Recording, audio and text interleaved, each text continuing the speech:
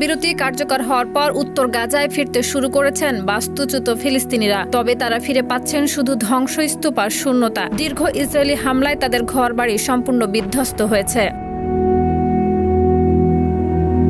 জাতিসংঘের আবাসন বিষয়ক বিশেষ র্যাপরেটিয়ার বালাকৃষ্ণ রাজাগোপাল এই পরিস্থিতিকে গভীর উদ্বেগজনক বলে মন্তব্য করেছেন। তিনি আল জাজিরাকে বলেন, ফিলিস্তিনিরা ফিরে গিয়ে দেখছেন কেবল ধ্বংস আর চোখে মুখে স্পষ্ট সংঘাতের মানসিক আঘাতের ছাপ। তিনি ইসরায়েলকে গাজায় জরুরি আশ্রয়কেন্দ্র পাঠানোর অনুমতি দেওয়ার আহ্বান জানান।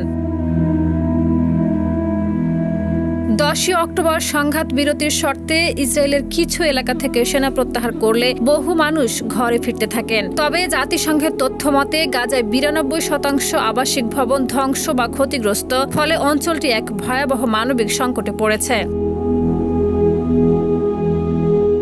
রাজাগোপাল বলেন, আগেও মানবিক সহায়তা পাঠানোর চেষ্টা হয়েছিল, কিন্তু ইসরায়েলের অবরোধে তা ব্যর্থ হয়। তার মতে, সহায়তা পৌঁছাতে হলে ইসরায়েলকে সব প্রবেশপথে নিয়ন্ত্রণ তুলে দিতে হবে।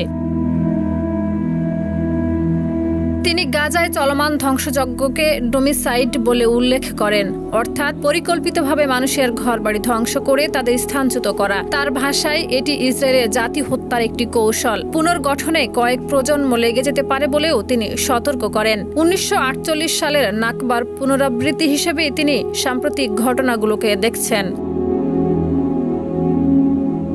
শাহিদা রুবি, মাই টিভি।